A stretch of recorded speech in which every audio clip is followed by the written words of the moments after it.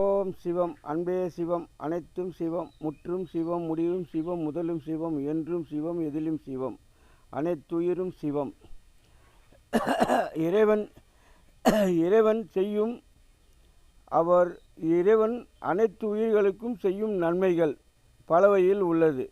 அதேபோன்று நாட்டை ஆளும் மனிதர்களுக்கும் அவரவர்களுக்கு ஏற்ற வழிபாதையில் செல்கிறார் இறைவன்.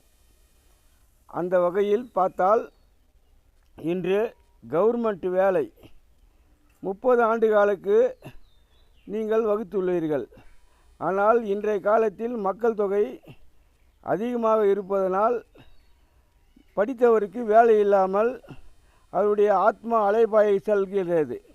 இதனால் அவருடைய வாழ்க்கை நிலை வேதனையில் வாழ நிலையில் உள்ளது.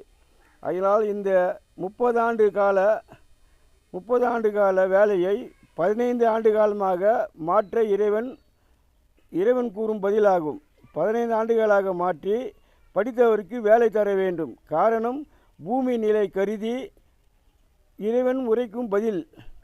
அதனால் மாற்றி அமைக்க இதில் அரசுக்கு எந்த விதத்திலும் பற்றாக்குறை இல்லை. காரணம், தேவையில்லாத பில்டிங்கெல்லாம் கட்டுவது போன்ற நிலையில் கட்டக்கூடாது. காரணம், அது உங்கள் பாதுகாப்பு நிலைக்கு இருந்தாலும் அந்த நிலைக்கு நான் இனி உருவாக்க மாட்டேன், எந்த நிலையிலும் மனிதனுக்கு தீங்கு செய்ய மாட்டேன் என்று இறைவன் வாக்காகும்.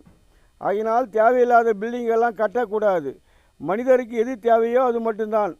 ஆனால் இந்த 15-30 ஆண்டுகளில் வாழ்ந்த அரசு துறை ஆட்களுக்கு அவர்கள் வாங்கிய தவணை லோன் அனைத்தும் தள்ளுபடி செய்ய வேண்டும்.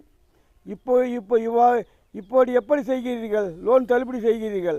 அதே போன்று தான் இதுவும் தள்ளுபடி செய்துவிட்டு அவர்களுக்கு சுதந்திரமாக 15 ஆண்டுகள் வரை தான் அவர்களுக்கு வேலை வாய்ப்பு தர வேண்டும். அப்போது தான் இந்த பூமியின் இனிமேல் வாழ இடைவெளி கிடைக்கும் என்கிறார் இறைவன். அந்த வழியில் செல்ல வேண்டும். இது இறைவன் உத்தரவாகும். ஓம் சிவம். அன்பே சிவம். அனைத்தும் சிவம்.